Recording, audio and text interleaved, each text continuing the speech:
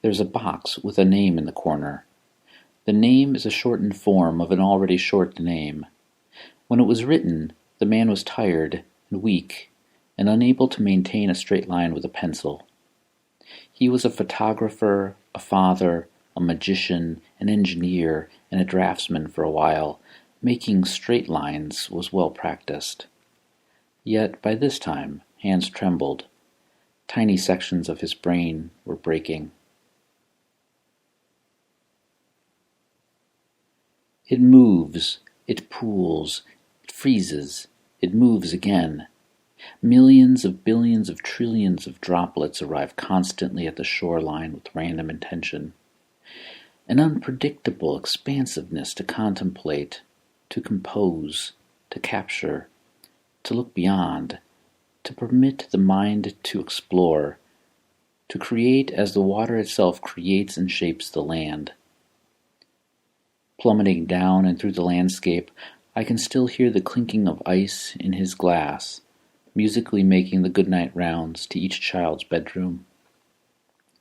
Mine was the last on the right down the portrait-lined hallway. A quick sip, 2-penny coin trick if you were lucky, and lights were out, no longer thirsty.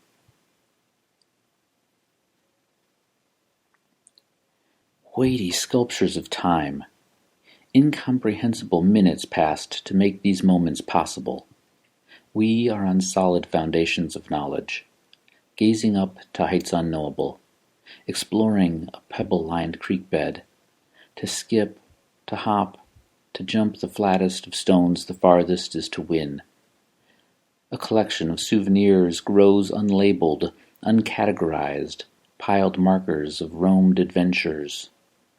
Immobilized.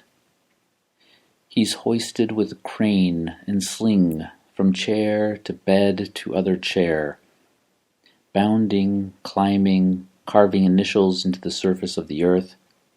Impossible minutes once commonplace. We'd gather as children atop a giant boulder, running our fingers along the impeccably chiseled grooves of his youth. Beautiful vandalism, permanently etching his existence for generations to follow. Textured mysteries of growth. Who planted these thoughts, these compositions, these foregrounds and backgrounds of possibilities?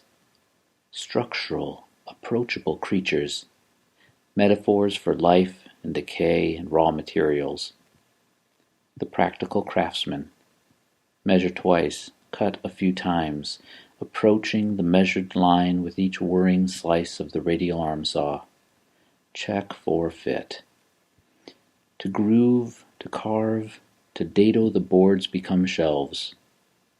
His saw stands in my garage, his trees in this box, each uncertain of its present location. Versions of younger selves holding still in locations familiar, together, en masse or arranged. We were a project he never crossed off the list carried in his shirt pocket. A story, a chapter, a page he documented in portraits and snapshots. Developed and printed and unframed. His absence, his vision, preserved.